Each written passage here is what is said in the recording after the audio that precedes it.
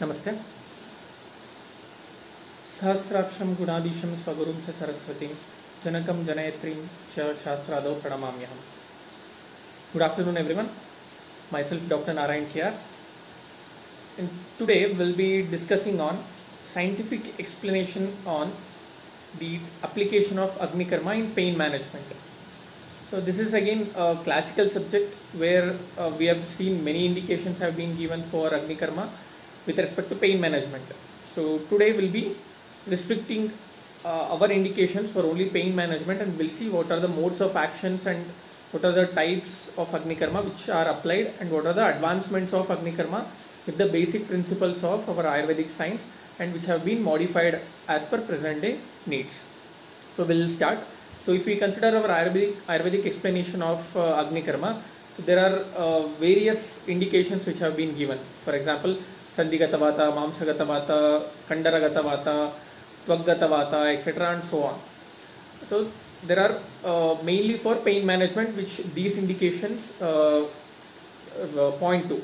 So here pain management, as we are considering, will deal with different methods of how pain management can be done using different Ayurvedic drugs and what are their modes of action. So at present day, if you consider, so there are n number of pain management modalities which we can see. For example, like in Ayurvedic, for example in allopathic science or the contemporary science, we have different types of analgesics. The central analgesics like opioids or muscle relaxants or plain which blocks the painful sensory stimulants, etc. and list goes on. These are the present day allopathic contemporary science method of pain management. Along with this, we also have in our Ayurvedic science like Jalakocharana, Agni Karma, Rakta Mokshana, etc. as one of the modality for pain management. And also few integrated science like, for example, if you consider acupressure, acupuncture or hydrotherapy, physiotherapy, etc. they also play an important role in pain management along with this mainstream of pain management techniques. So now we'll see what are the different modes of pain management and how they act, and we'll see how we'll try to analyze how these pain management techniques as explained in Agni Karma in our Ayurvedic science, we can have a scientific explanation for that. So we'll see there are again various theories which are proposed to explain these scientific explanation based on Agni Karma. So we'll consider few examples and we'll see what are the modes of action and how they act. So first one based on, if you consider the Guna theory. So first theory based on Guna, if you consider, we all know that Agni Karma, as Agni is the main Pradhana Dravya where Agni Karma is being done. So Agni has Ushna Guna, Ushna Virya, and all the subsequent Dravyas which are used will also possess these qualities. So those which are used for Agni Karma. So and if we use these conditions depending on the, if we use these Dravyas depending on the condition which are having Vata and Kapha predominant features. For example, if you consider Gridrasi, one of the commonest example and commonest disease where Agni Karma is being done. So Gridrasi again it has two types, Vataja and Vata Kaphaja. Again in both the types Agni Karma can be done because the features or the gunas of Agni, that is Ushna Guna and Ushna Virya, will be exactly opposite to the of Vataja Guna and Kaphaja Guna, that is Shita, Guru, etc. gunas. So here, so since their gunas are different, we can use Agni Karma in Gridrasi to alleviate pain. So this is just by using a different methods, like we usually do Valaya or Bindu Chikitsa over the different painful points. The first we'll make the person to lie down on his tummy and we'll try to mark the tender points wherever the patient feels there is excruciating or agonizing pain. We usually mark those points and we use either Panchaloha Shalaka or Suvarna Shalaka, and we make it red hot and we try to apply over the tender points which we have marked earlier. So this acts on the principles of Guna, that is Ushna Guna being opposite to Vataja and Kaphaja, Shita, Guru Adi Lakshanas. So this is the action as per Guna theory. So further moving on, based on the concept of Dhatva Agni.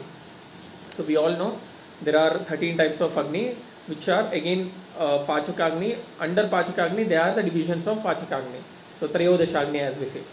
So that is one Pachaka Agni, 7 Dhatva Agnis, and 5 Panchabhutha Agnis. So these are the 13 total types of Agnis present in our body. So if you consider Dhatva Agnis, they are mainly responsible for nourishment and for normalizing the activities of the respective dhatus. For example, Rasadhatva Agni, they are concerned about only Rasadhatu, and nourishment of the Rasadhatu, Pushana and etc. of only Rasadhatu, and Mamsadhatva Agni with Mamsadhatu, and subsequently respective Dhatva Agnis take care of respective dhatus. So for example, in any condition, if Dhatva Agni is impaired and there is localized Dhatugata Ama which is produced, which results in the pain, which results in Vedana Pradurbhava.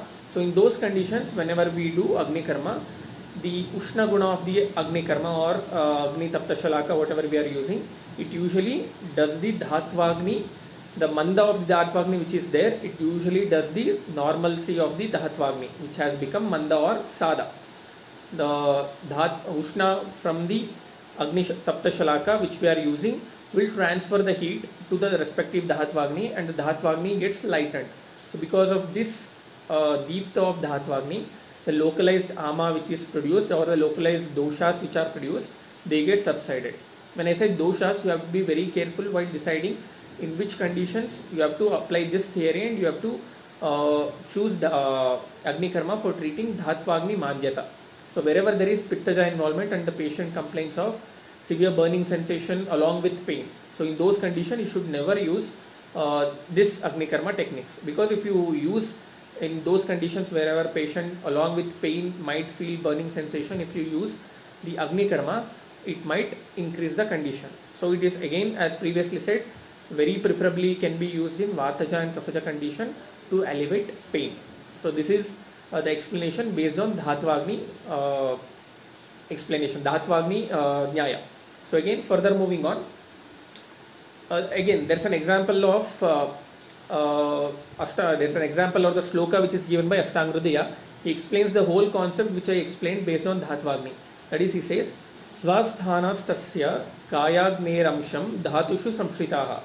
So the Kayagni which is there in the body, the Amsha of each, the Kayagni resides in each of the Dhatus as Dhatvagnis. Tesham Sadati Deepthabhyam Dhatu Vriddhi Kshayodbhavaha. So if these Dhatvagnis, which is the Amsha of Kayagni, present in each Dhatus, if they result in Sadati and Deepthabhyam, if Sadati is nothing but becoming low or reduction, Deepthabhyam ignited. So if there is Sadati or if the Dhatvagni becomes low, it will lead to Dhatu Vriddhi. And if there is Deepta of Dhatvagni, it will lead to Dhatu Kshaya. So this action is and effect is very important. In other, wherever there is explanations we have seen, it is the ulta compared to Dhatvagni. Wherever there is Agni Vriddhi, Dhatvagni Vriddhi, there is Dhatu Kshaya, and wherever there is Dhatvagni Mandyata, there is Dhatu Vriddhi. So, and here you have to remember one point, that whatever the Dhatu Vriddhi which is taking place here, due to Dhatvagni Mandyata, is only Malarupi Dhatu and not Prakritavastha of the Dhatu.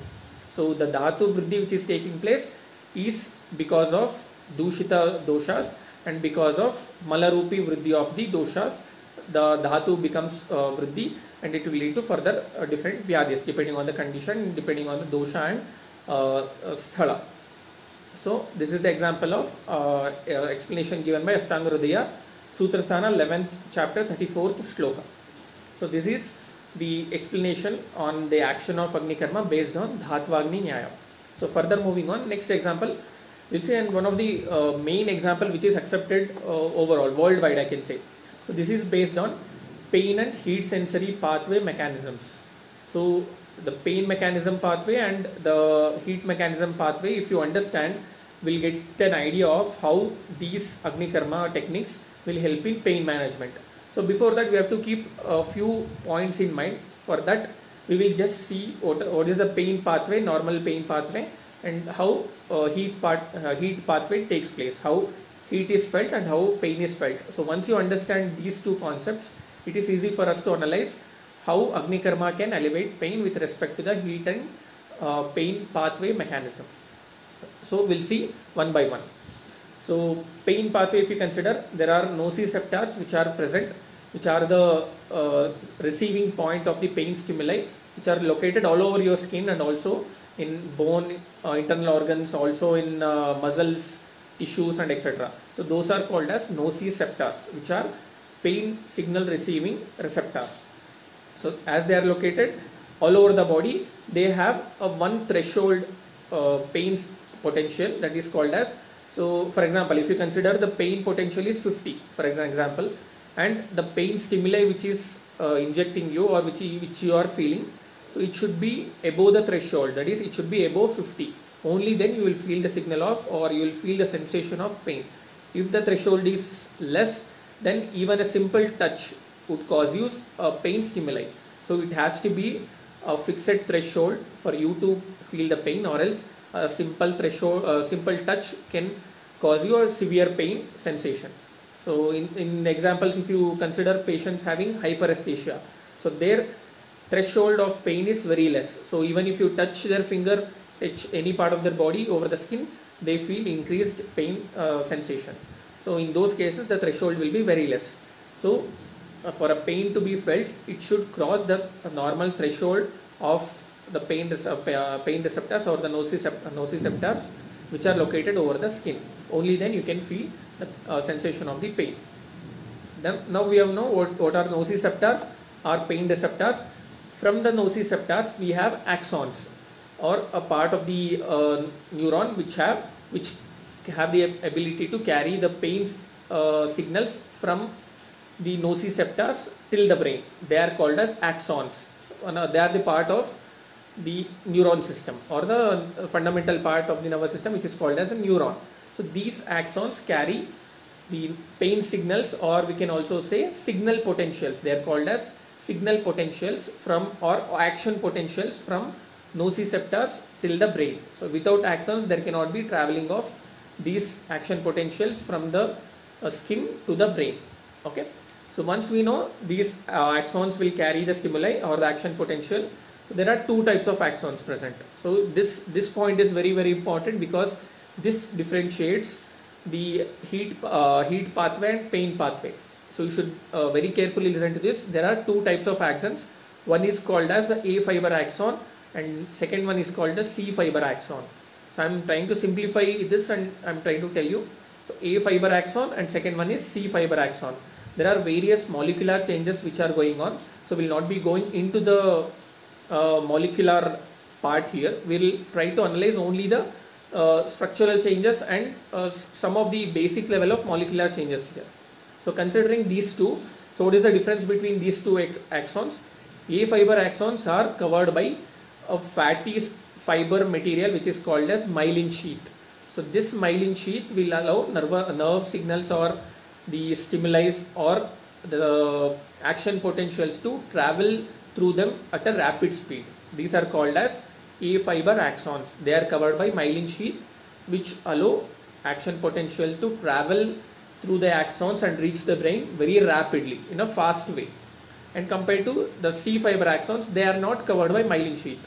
So they are naked. The myelin sheath is absent in case of C fiber axons, and because of this absence of myelin sheath, the conduction of the action potentials or the signals are comparatively at low pace compared to A fiber axons. So you have to remember these 2 points, because based on this the whole theory is dependent. So A fiber axon, I'll repeat again, A fiber axon, they have myelin sheath, they have fast conduction because of the presence of myelin sheath. And C fiber axon, they have no myelin sheath covering, hence there is slow conduction. So this you keep in mind. So further moving on, once the axons have gained or received the signals, action potentials from the nociceptors, from there through the axons the signals reach the part of the spinal cord. So which part of the spinal cord? It is the ventral horn of the spinal cord. So once there is the ventral horn of the spinal cord, the first degree neurons which are present in the ventral horn of the spinal cord process the signal, and they try to channelize this to the next part of the pain pathway, that is the ventral spinothalamic tract or the lateral spinothalamic tract. As the name itself says, ventral or lateral spinothalamic, from the spine, from the spinal cord to the thalamus, spinothalamic tract. They travel, they send the signals from the spinal cord to the thalamus. This is happening through ventral spinothalamic tract or lateral spinothalamic tract. So these, after reaching the thalamus, from there the third degree neurons take up their work. From the thalamus, the third degree neurons, after receiving the pain signal, they send these signals which you received from the spinal cord to the primary somatosensory part of the brain. The primary somatosensory cortex in the brain receives all these pain signals or the action potentials, which are analyzed by first, second and third degree neurons, and they find out what type of pain it is.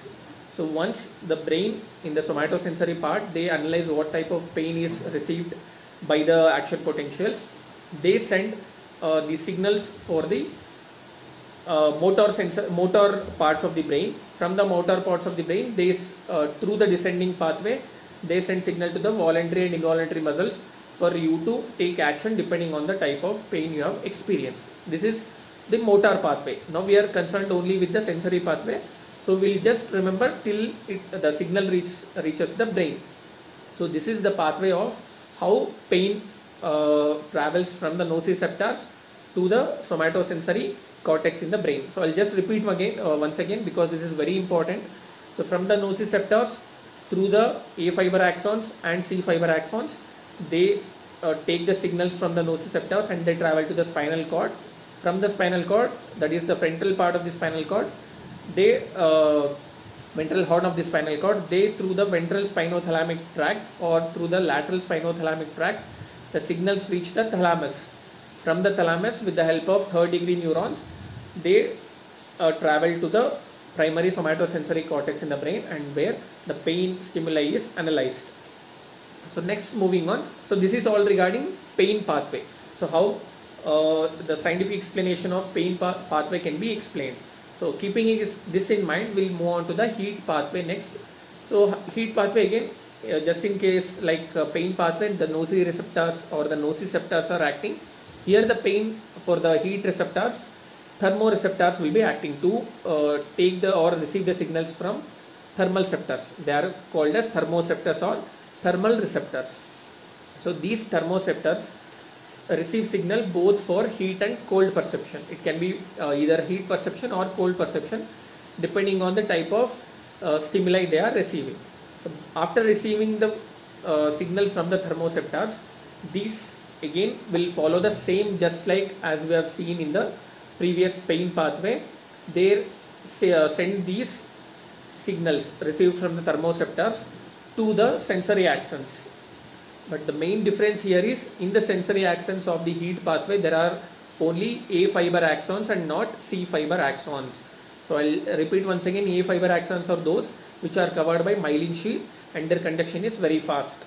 Whereas C fiber axons, just in case of pain, they are not myelinated, their conduction is slow. So remember these two. And in the heat pathway, there is only A fiber axons and no C fiber axons. Hence there is the sensation of heat, the stimuli or the action potential of heat which is received will travel faster through the brain than that of the pain pathway. So remember this point. So after that, once it reaches from the thermoreceptors, the sensory axons reach the A fiber axons. From the A fiber axons, again it will reach the ventral cord of the spinal cord, ventral horn of the spinal cord. From the ventral horn of the spinal cord, with the help of ventral spinothalamic tract or lateral spinothalamic tract, they reach the thalamus. And from there, with the help of third degree neurons, they reach the primary somatosensory cortex of the brain. So from there, from the cortex of the brain, the heat sensation is felt and then it is processed, whether how to take action depending on the motor signals which are sent downwards to the voluntary and involuntary muscles, the action is taken. So these two differences, hope you have understood. There is only one difference between heat and pain pathway, that is in the pain pathway there is only both C fiber axons and A fiber axons, whereas in case of thermoreception or in thermo pathway there is only A fiber axons. So how does this help in understanding the role of Agni Karma? The heat sensation, when he is carried by A fiber axons starting from the thermal receptors whose conduction is rapid, whereas in case of pain receptors where the pain carried by the C fiber axons are slow conducting in nature. So So because of which, when we are doing an Agni Karma, the pain pathway, the pain stimuli which is carried by the A fiber is blocked by the A fiber of the heat pathway. So when you are doing Agni Karma, there is also heat and pain which is felt. So when the heat travels faster in the A fiber axon, blocking the pathway of the pain in the A fiber axon, there is only first heat is felt and not the pain, and subsequently the C fiber axons will carry light amount of pain to the brain. So this is the basis on which the A fiber axon and C fiber axon play an important role in thermoception and painception, that is receiving pain and heat. So I'll repeat it once again, as this is very important. When we are doing Agni Karma over any part of the body, for example Tvak, at any painful part of the body, each time when you do Agni Karma, the A fiber axon gets stimulated and they carry action potential much earlier, much stronger and in a much faster way compared to the pain stimuli as carried by A fiber axon of the pain pathway. So it blocks the A fiber axon, but C fiber axon will be open. It is not blocking the C fiber axon in the pain pathway. So once the main A fiber axon pathway is blocked, there is temporary relief from the pain. So then the C signal, C fiber axon from the pain pathway reaches the brain, there is a mild amount of pain which is felt. So at this point now you can get a doubt that if we consider only the fiber axon actions, and if we consider there is temporary relief, so but we say that in Agni Karma there is Apradurbhava, once the action is done or once the karma is done, it will not be repeated, the Vyadhi will not be repeated again, or it will not occur again. So but here based on this, there is only temporary blockage of pain signal from the heat signal, from the heat pathway. So analyzing that, if we see, we usually do 3 to 5 sittings or 7 sittings depending on the condition and severity of the pain felt by the patient. So when we are doing 3 sittings or 5 sittings or 7 sittings, the brain usually adapts to these changes, adapts to the different receiving of the signals from the pathways and try to register so it remembers in the sensory motor cortex. So once it registers, every time once we stop the Agni Karma procedure, it does not receive the pain pathway, whereas it waits for the heat pathway to come. So as we are doing in 7 or 8 sittings, it will not receive the pain pathway, or it will just try to ignore the pain pathway, whereas it waits for the heat pathway to come. So once we do not give the heat pathway, there is even the pain pathway which is not analyzed or which is not understood by the brain. So with this, the pain can be blocked at the central nervous system action also using A fiber and C fiber axons. So hope you have understood this. This is the whole concept of the pain management with respect to the third theory of pain management with respect to the A and C fiber axons and their pathway in conduction of pain stimuli. So further moving on, again there are other theories also explained. We'll see one more theory which is based on the chemical changes and endogenous molecules which are released during this Agni Karma. So we have seen there is a whole pathway which is going on from the nociceptors or thermoceptors till it reaches the brain. There are a whole lot of procedures. So in these procedures, set of procedures, there are n number of endogenous molecules which are released, which help in relieving the pain after doing Agni Karma. We'll see that now. So once you are applying a heat over any part of the painful part of the body and you are proceeding with Agni Karma. So once sensory stimuli of the heat reaches the C axon fibers or the pathway which takes the pain. So there is ventral horn of the spinal cord, it reaches the ventral horn in the same pathway, then it goes to the lateral spinothalamic tract. From here, when it reaches the lateral spinothalamic tract, it stimulates the descending pain pathway inhibiting fibers. I'll repeat it again. So once it reaches the lateral spinothalamic tract, after that it reaches the it stimulates the descending pain inhibiting pathway fibers, where because of stimulation of this there is release of endogenous opioids. Endogenous opioids which bind with the opioid receptors in the substantia gelatinosa of Rolando. It is a part in the spinal cord which is located in the dorsal horn of the spinal cord. The endogenous opioids which are released after the descending pain inhibitory fibers are stimulated, these block the opioid receptors, bind with the opioid receptors at substantia gelatinosa of Rolando, inhibiting pain sensation.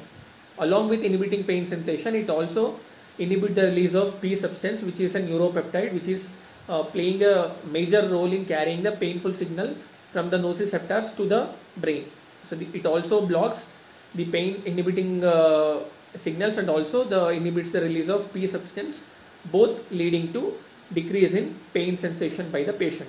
So this is because of the main endogenous opioids which are released once the descending pain inhibiting fibers are stimulated. So this is again a theory being explained based on the endogenous molecules released during Agni Karma with respect to pain management. Further moving on, again there is one more theory which is also almost similar to this, which talks on the various endogenous materials which are released during Agni Karma. They specifically point out with beta endorphins. Normally endorphins are present in our body. It is a kind of neurotransmitter which makes us feel joy, or which makes us feel enthusiastic. So these are the endorphins which are normally present in the body. Again, endorphins are mainly concentrated on making us happy, or it blocks pain sensation with their action of vasoactive materials. We will not go into the exact detailed description of all these. Just remember these beta endorphins which are released during the Agni Karma in the body, they act by inhibiting the pain signals or making the individual feel happy and try to mask the effect of the pain. Along with beta endorphins, also enkephalin and also dynorphin are also some of the chemical molecules which are released, which help in the obstruction or the inhibiting of the pain stimuli, and the pain sensation of the pain is relieved by the patient. So these are roughly some of the theories which have been explained to explain the role of Agni Karma in pain management. So as we are speaking of Agni Karma, we'll also see few advanced mechanisms which are being implicated nowadays for in the present era with respect to the basic principles as explained by our acharyas, and using of modern instruments. Same principles being implemented in modern instruments and which are used extensively in the present day. The one common example I think which everyone knows is the electrocautery and diathermy procedures. So electrocautery is nothing but metal electrode is passed with high frequency electric current, and the tip of the electrode which gets heated is used for Agni Karma. Instead of directly applying it to the fire, we are here using electric current to heat the electrode, and we are using Agni Karma. This is electrocautery. Whereas diathermy, again we are directly passing the electric currents into the body, producing the heat effect, so that desired action in the procedure can be achieved. For example, a cutting effect. In diathermy we know there are again two phases, cutting phase and coagulating phase. There is also fulguration phase. Cutting phase, where there is the frequency and amplitude differs with the coagulation phase, it mainly cuts the region than coagulating. Whereas in coagulating, the frequency and amplitude is fixed such a way that it does not cut the body part, whereas it only coagulates the bleeding points. And again, fulguration is a mechanism which causes a dehydration, or all the water content in the cell or the tissue which we are cutting gets evaporated, leading to dehydration and death of the localized tissue. That is called as fulguration. So these are the actions which diathermy surgical unit does. So these are again modified techniques of Agni Karma which are present and which are being used nowadays. So these are the commonest ones everyone have used. Also along with this, there are few more which are called as therapeutic ultrasound. So these therapeutic ultrasound are majorly used in case of deep tissue pain relief techniques. These therapeutic ultrasound send sound waves which create a slight heat or warmth sensation in the body wherever it is being applied. So this creates a pain relief, again the same pathway as we have explained. So in the same pathway it gives a relieving sensation with respect to pain in the patient on the part which it is being used. This is therapeutic ultrasound. Again few like transcutaneous electrical nerve stimulation and electrical muscle stimulation. Again, these two are extensively used in case of physiotherapies, where a probe is used to pass electric current which is controlled and which is not something which damages the area. A controlled electric current which is used just to stimulate the nerve endings so that action of the muscle and the nerve can be brought back. And again, it uses a slight amount of warmth energy to stimulate the nerve endings. Again, electrical muscle stimulation acts on the same principle. Again, it gives electric current into the tissue where it is desired to bring about a small amount of heat changes so that the muscle and the nerve gets acted upon and it starts coming back to action again. So these are mainly used in physiotherapy methods, physiotherapy treatment, where in case of atony or apathy, where a muscle or a part of the body has not been used for a longer period, in case of hemiplegia, paraplegia, quadriplegia, and to bring back the normal function. Or if the patient has undergone hemiplegia and they don't want the region to go for atony, so in those cases these can be used so that there is continuous stimulation and nerve conduction which is going on even though the part of the body is not in motion or not in regular work. So this keeps the muscles and the nerve active so that there is no atony, chances of atony which can takes place. This is the whole idea of the explanation of Agni Karma and how this can be explained scientifically in modern terminologies and action. All these pathways can be understood depending on the knowledge of anatomy, and also few of the modern technologies which are being used at the present era that we have understood now. If you have any doubts regarding this topic, you can comment down, and if you have any specific query on Agni Karma also, you can comment in the comment box. I'll be happy to answer those. Hope you have found today's session useful. Thank you.